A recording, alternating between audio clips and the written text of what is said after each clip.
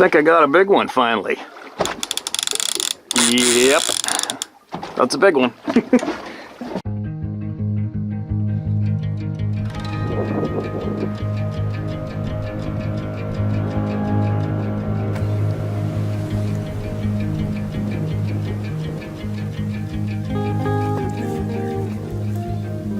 Huh? Now I wait to see what the hell we're doing.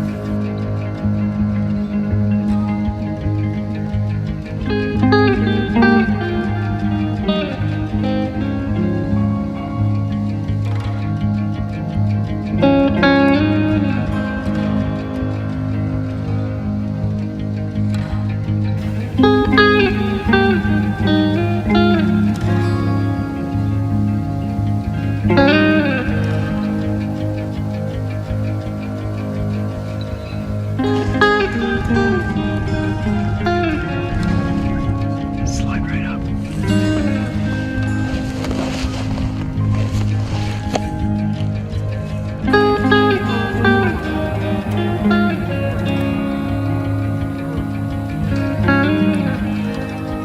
It's not the one we called up, is it?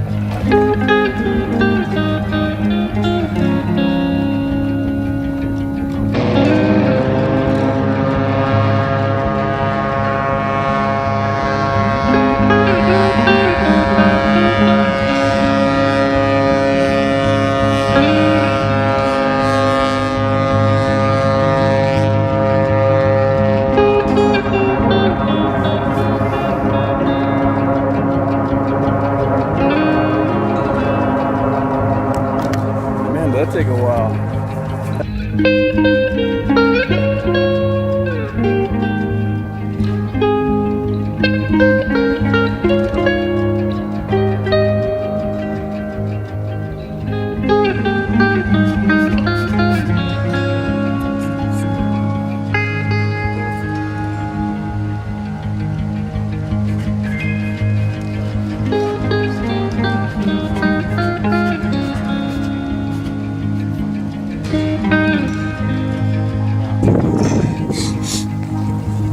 And this is how you come down.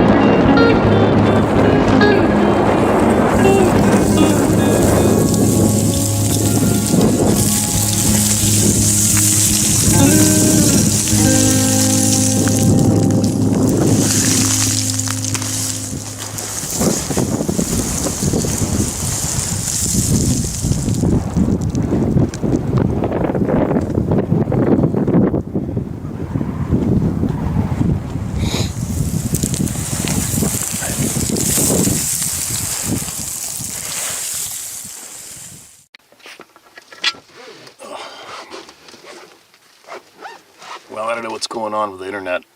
The Wi-Fi was managed to grab my buddy's, place. Normally it'd take a few hours for a video to load, and I think it's on day 2 for the last one. People probably think I got eaten by a bear. I just videotaped quite the bear fight. It's pretty cool.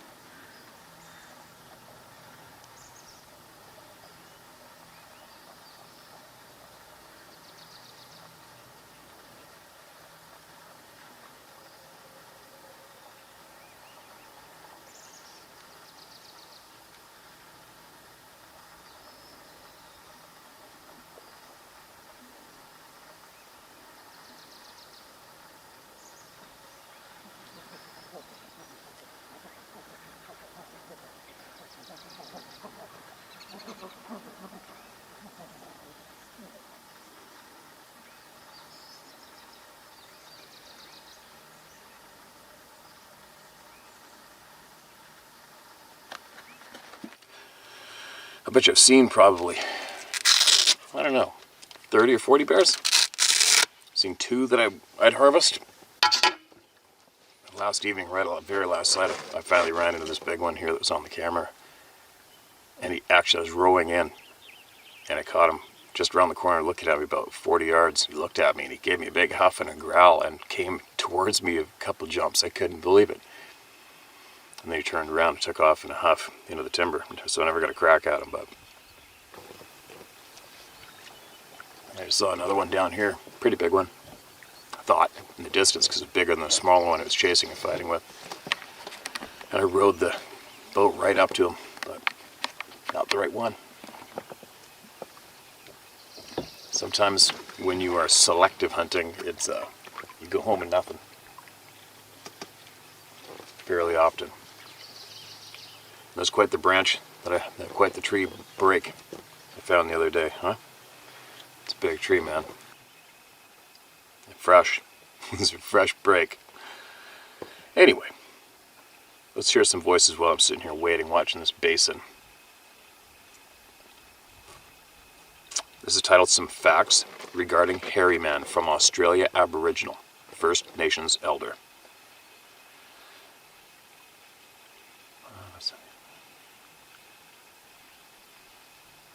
Alright. I listen to every story read on this channel since he started it, Steve. My name is Uncle Bob. I'm a proud Australian Aboriginal First Nations warrior and elder. A pleasure to meet you, sir. I'm 77 years young with so much life experience. I'm proud to say I have many friends and acquaintances from different Indigenous First Nations peoples in British Columbia and Washington State who I keep in constant contact with. I would encourage all of your listeners to heed the words of the wise elders from First Nations peoples in your part of the world. They speak many truths. Some facts regarding Australia for all world to know.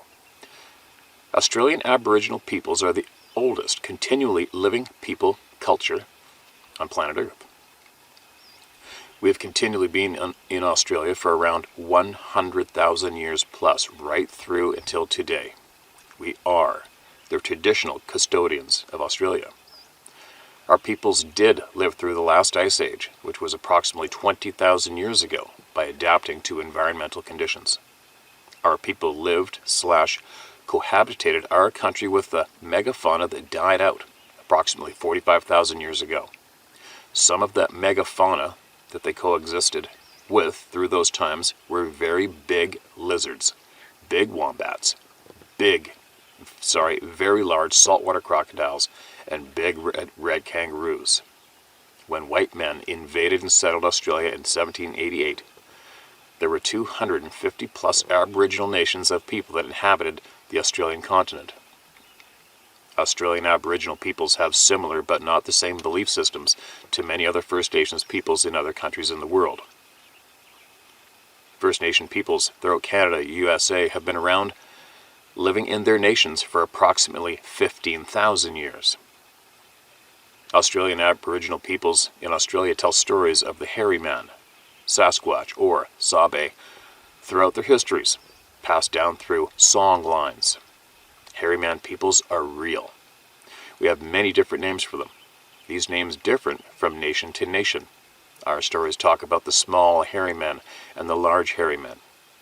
Australian Aboriginal peoples have continually cohabited with these beings throughout our lifetimes. There has been in many cases where clear natural barriers have delineated areas/territories where they lived and our people lived. There are stories of times when Aboriginal warriors and these beings have clashed.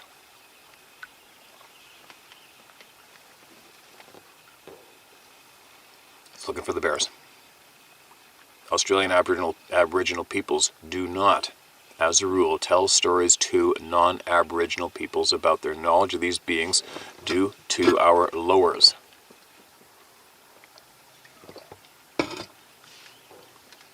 I've watched many Sasquatch videos/films on social media. Just about everything, and all of them, are bullshit from what I know and have been told. A suggestion to all: do not smack wooden posts on trees. Do not try yelling out vocalizations. Do not clack rocks together Do not leave gifts of any kind or try to track these beings. You have no idea what you're doing and what you might be getting yourself into. Many people overthink what these beings do and what they believe are capable of doing and or their abilities, but never underestimate them. I personally do not take stock in following nests made underground, teepee structures, X's. Who were the individuals that decided these things mattered? Or is it just clickbait to grow channels or for monetization? That's the end of that one. And there you go. Well, if you, hopefully maybe one day, if you are listening to this, you would maybe send us some knowledge. We are all one. I firmly believe we are all one. No matter who may have walked on the land first. One fact that we can't ignore is that we are all here together on this planet, right? We all should have each other's back. We all should be sharing knowledge with each other. We all should be helping each other. We all should be encouraging each person to have a frickin' fun, exciting, and healthy lifetime. But if you've got some knowledge you think we could benefit from, sir, I would appreciate if you sent us. Share it. And there you go. Small bear to my left.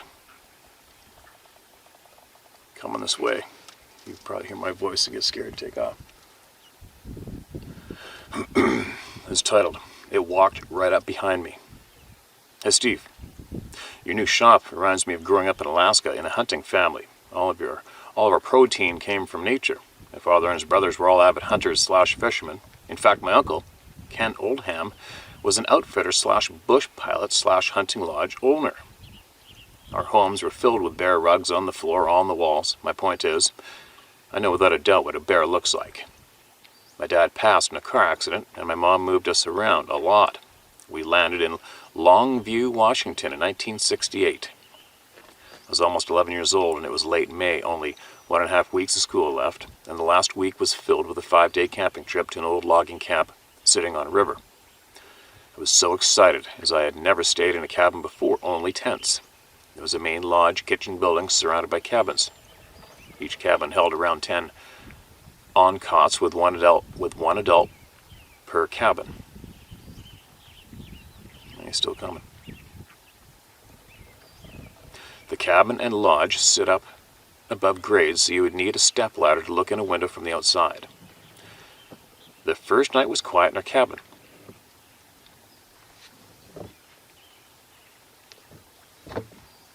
Sorry. But at breakfast, some girls from another cabin were saying they saw someone looking in the window and scratching the door of their cabin. My new friend Jackie and I figured it was the boys sneaking around trying to scare the girls. The second night, we sang around the campfire until it was quite late, and then went into the lodge for a hot cocoa. Jackie and I sat across from each other at a long picnic table. I sat against the wall. The window was above my head, but it was about 8 feet off the ground from the outside. Jackie and I were just chatting when suddenly Jackie's face turned from a smile to sheer terror as she flips herself out of her seat, landing on the floor, yelling, "Monster! Monster!" The adults all came running over. Nobody checked outside. One woman slapped Jackie across her face and told her that she was causing everyone to panic. Jackie saw a hairy, dark face looking in at her. So what do the adults do? They open the double doors at the end of the building. The doors may be 20 feet to the edge of heavy timber. They set a chair halfway between the forest edge and the door and made her sit there in the dark alone for an hour. They would not let me sit with her, so I stood in the doorway, talking to her the entire time. I think I read this a long time ago. I'm going to do it again. So she would know I was there. She just sobbed in her hands the whole time. No words, just tears. She was traumatized by this entire ordeal, and it made her physically sick. Day 3, Jackie was still sick. She just wanted to stay in bed, So I went on a morning hike, and then after lunch, a rousing game of softball involving the entire camp, except Jackie. I would guess 30 to 50 people, both sixth graders and teachers/parents, were making a lot of noise, screaming, shouting, whistling, etc. When the game was over, we were all about to head in for a snack. Myself and two other girls stopped at a spot at the edge of the woods to giggle about something. My back was to the woods, both girls facing me, when suddenly their expressions turned to terror, and they both screamed as they turned and ran towards the others. I know that I started to run. I turned and looked over my left shoulder, and all I saw was hair. It was so close, all I saw was cinnamon-colored hair, 3 to 4 inches long. Then I looked up and ended up locking eyes with this creature. I don't know why or how, but I ended up running in a circle instead of straight. Circles around this enormous creature, eyes locked. It would twist around at the waist to keep eye contact as I circled it. I don't know how many times I went around. I wish I knew. I must have been in shock, I guess. Suddenly I hear in the distance many voices calling my name, telling me to run this way, run this way. This is the part that I never tell anyone. However, it is the part that many adults present that day focused on. I was finally able to break the cycle and start hauling butt across the fields towards the others. I got about halfway before I tripped and fell. I saw the ground coming towards my face. I tried to cover my face, but all of a sudden something grabbed me and put me on my feet again. I never hit the ground. I thought it had me, and it was going to carry me off and eat me, but I was totally able to start running again. The really weird part is I did not feel anything grab me. I just felt myself being put back to my feet again. The first person to get to me, an older man, took me by the shoulders, bending down and looked me in the eyes. He asked, "How did you do that?" I wasn't sure what he was asking. Then he asked me again, "How did you pick yourself up like that when you fell?" And I answered him that I thought the monster had me. I thought he was trying to carry me off when he picked me up. The man then said, "No, the creature walked back into the woods as soon as you got yourself running straight." I just felt that it was a younger male. I was locked on its eyes, and I only saw his head and shoulder area as I ran around. Huge, amber-colored eyes, just like ours, only huge. Rounded head, a tall, not sloped forehead. 4 to 5 inch cinnamon or reddish-brown hair covering everything but his face, where the hair covered only his jawline. Huge, wide mouth with thin lips. His skin was like a buckskin color. He never opened his mouth, but he had this pleasant, surprised expression on his face. No odor. I believe him to be young because his hair was clean and shiny. His skin was clear with no wrinkles or scars. He was about 6.5 to 7 feet tall, I would guess. Next thing I know, they are telling us to pack up. The buses are coming for us. Where were we supposed to? Were we supposed to stay until Friday? I was very upset, as it was only Wednesday, and it didn't hurt me. So why must we go? They loaded us onto the buses anyway, and as they were pulling out, I spotted 5 or 6 hunters with long guns getting out of their trucks. They came to hunt down the bear that entered camp. What? That was no bear. Everyone there, they all saw it. It wasn't a bear. They called her parents and told them about the bear, but they didn't tell my mom what happened to me. They didn't tell Jackie's parents what happened to her either. A few days after I got home, my older brother showed me a book with a drawing of a Sasquatch, asking me, "Is this what you saw?" Yes, that's what I saw. My brothers believed me, but my sister and mom teased me instead. A few months ago, I managed to find my old friend Jackie on Facebook, and we have since had several long, involved conversations about that day, as I'm able to confirm her sighting to her, as she only remembers a black face looking in the window and being traumatized for weeks afterwards. She and her husband drove up the old logging camp to take pictures for me, but were stopped by a big gate saying the area was closed to public due to steelhead being protected in the nearby small river. Really? Seems like an odd spot for that. Heavy timber area with a small river running through it. I think they're protecting something much larger than a fish. I'm going to try and get a hiking permit next year. I am trained volunteer at the Natural History Museum here in Utah, so I'm hoping that may open the door for a permit. We shall see. Thanks to you for this opportunity to share my encounter. I hope someone that was there that day hears it and comes forward. This experience has never kept me from the wilderness. I feel at home in the remote forests and deserts, and camp, hike, and fish every opportunity I get. Kind regards, Crystal Oldham Yengich. Yes, you may use my name. Crystal, this sounds familiar. I think we read this quite a while ago. And I'm not sure if anybody that was there has chimed in yet or not. There's been so many emails, right? People are funny. People are funny how they react in life, aren't they? What a thing to do to a kid. What a thing to see. What an experience to frickin' have.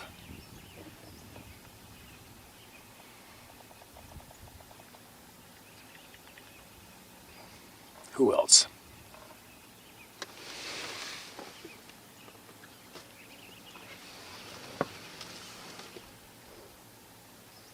It's a real low tide.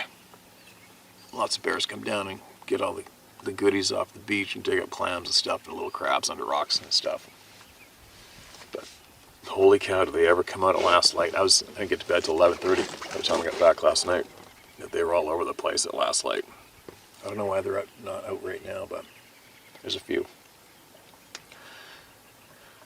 Let's encounter at Delmo Lake, Delmoe Lake. I believe I had an encounter with a Sabe at Delmo Lake near Butte, Montana in 2019 while I was fishing with a buddy. Strangely enough, he was telling me about an indescribable noise he heard while he was out camping with some other buddies that went on all night. No sooner after he told me about it, did the same noise start coming out of the timber around us. It sounded like a mixture of a growl, a higher-pitched yell, similar to tenor voice range, and a couple other elements that I simply cannot place or explain. Aside from the noise, there were two other things that were just not right. First, it would vocalize and then move location a couple hundred yards, either to the front left or rear left of us, with varying distance. The furthest sounded about 100 yards away, and the closest being around 30 yards or so away, and would vocalize about every 15 to 30 seconds. Second was the extreme level of unease that came over the both of us, suddenly and forcefully. Neither of us saw anything through the timber or heard any movement. It also got dead quiet during this.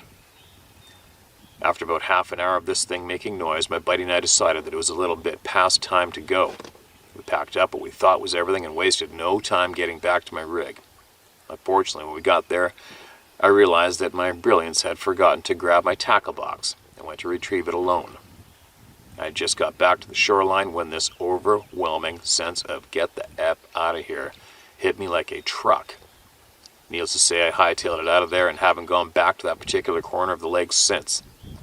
It wasn't until I started watching your videos about 2 months ago that it dawned on me that I may very well have had an encounter with a Sabe that day. Thank you for all that you do and having a place that people can share their experiences without ridicule, Ryan. I don't care if you use my name or not. Stay safe out there, bud, and look forward to seeing more videos from you. Okay, man, thanks for that share, especially for the location, right? Delmo Lake, you guys. If somebody's seen or heard, they're going to chime in. They're probably here. They're probably here. The bear doesn't seem to mind my voice. It's coming a little closer. Delmo Lake.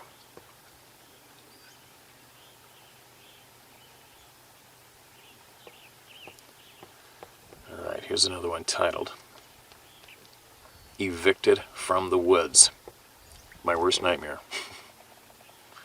Mark this thread.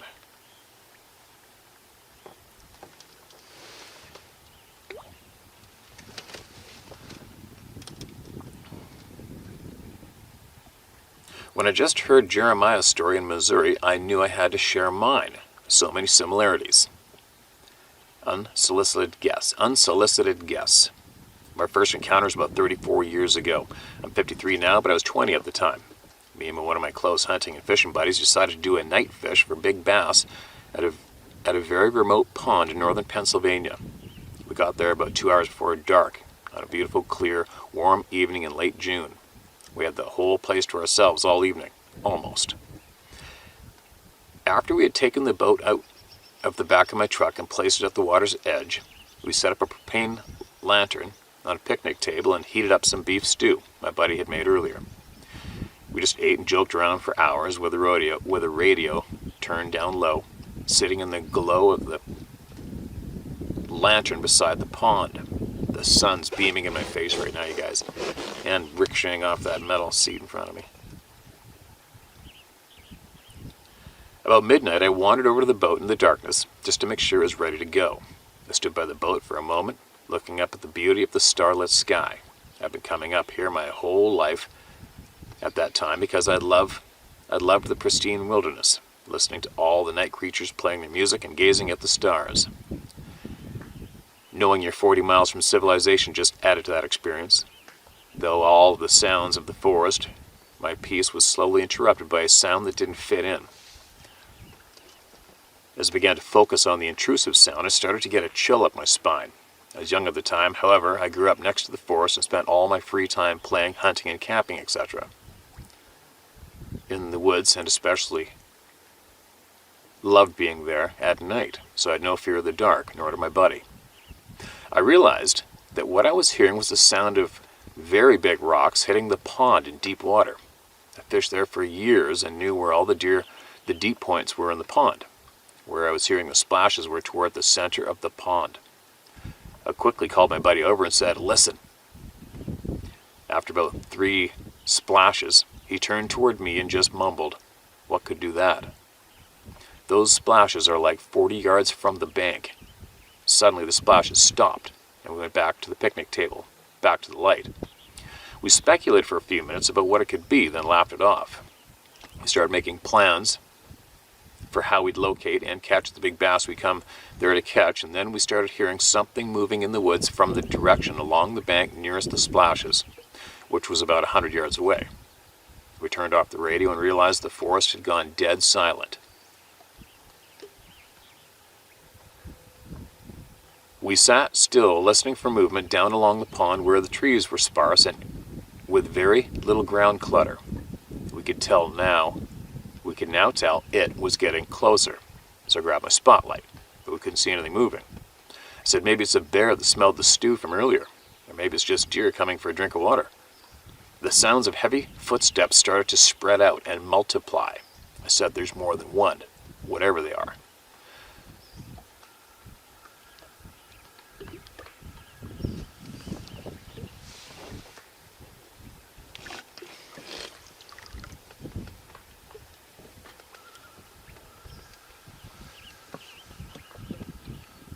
It's a loon. They sound cool.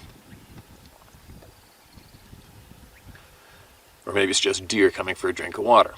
The sounds of heavy footsteps started to spread out and multiply, and I said there's more than one, whatever they are. The longer we listened, the more we realized they were slowly moving in and creating an arc around us. Then they were definitely bipedal. We started spotlighting again, nothing. When they seemed to be within about 20 yards, we started hearing objects being thrown in our direction. A few minutes later, those objects, pine cones, stones, and small sticks, were landing near our feet. I walked over to my truck and grabbed my shotgun. While my buddy was anxiously spotlighting a 180-degree arc around us, then I yelled, "I don't know who you are or what you are, but that's close enough." We could now hear movement behind us, so I said to my buddy, "This isn't right. I can hear them within 15 yards of us, and we still can't see them." You could hear them running from tree to tree, which just confused us on their location. "I'll stand guard, you load the truck quickly," I told my buddy. If we had to guess, there was at least 5 moving in around us. Plus, however many how many were now moving in behind us. What? I told my buddy if we had to guess, there was at least 5 moving in around us, plus however many were now moving in behind us. Thank God they didn't vocalize at that close distance because I did not pack extra underwear. With the truck haphazardly packed and the boat barely tied down to the truck, we took off. We drove 20 miles to where my grandparents' house was sitting empty. They had moved to South Carolina and made camp in the driveway for the night. The next morning we went fishing, but we chose somewhere else to go. For 34 years that night has haunted me, not knowing what had really transpired or who our mystery guests were. And now I believe I know. Thanks, Steve, for all you're doing and providing support and encouragement to everyday Joes who had an experience they did not ask for. I've been blessed that the experience didn't wreck my enjoyment of the woods, nor has more recent encounters. However, I'm always watching and heavily armed since then when in the woods, as if it would matter. Thanks again, Steve. Submitted by R. Pysher, Pysher in Pennsylvania. When you have nothing left to prove, then you have everything to give. He left that quote. Appreciate you, man. That'd scare the shit out of anybody. I don't care what you say, what anybody thinks. That would scare the shit out of anybody. Oh, the sun is absolutely burning my frickin' eyeballs out. I think that bear heard my voice and took off just now. The fog's burning off, the sun's coming up.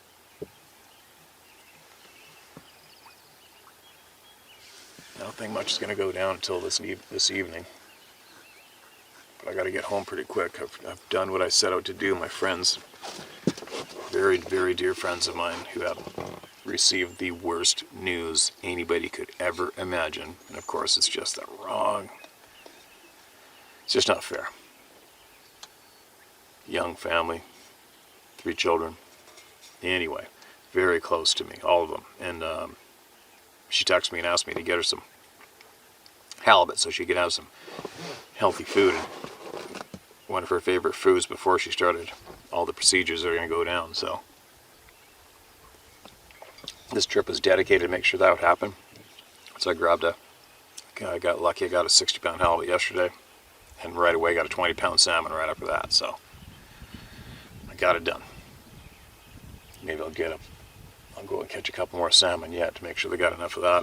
And then I'm going to head over there. I have to go attend graduation of one of their daughters and offer my support and do whatever I can do.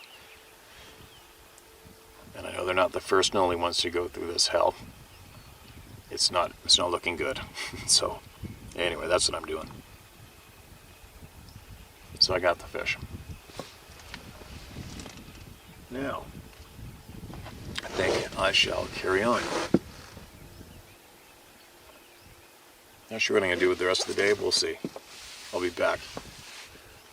And I'm going to share more emails. No matter what. I can't stop. I can't stop. Here we go.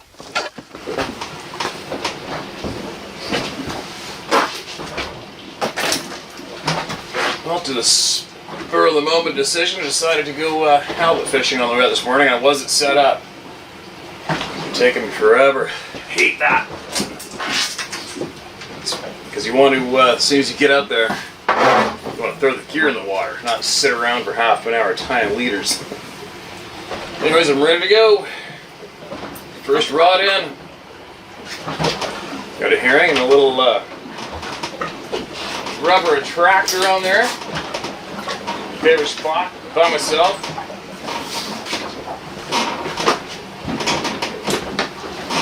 I'm gonna get some healthy food for my dear close friend who really needs a lot of hope and prayers and healthiness right now. So that's my motivation. I'm gonna get them their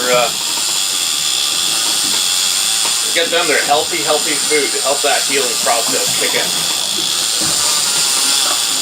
Once you get the gear out, maybe I'll share some people's voices from around the world.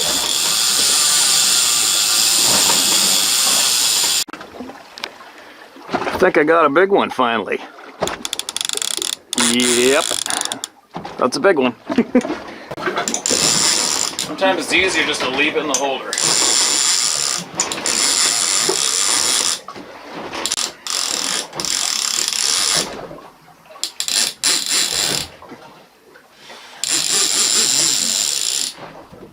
This is a big one.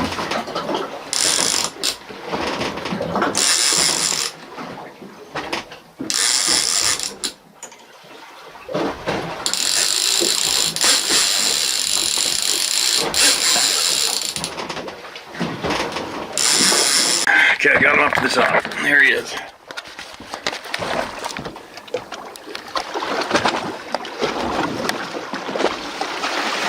That's a nice halibut. Beauty.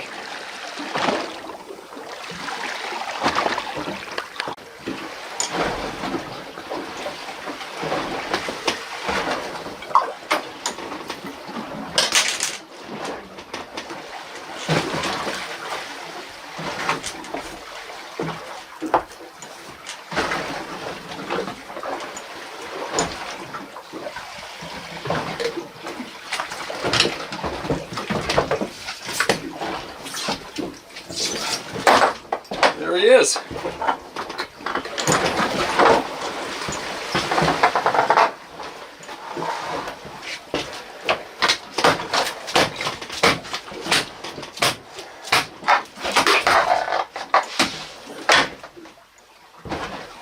Yeah, just made her.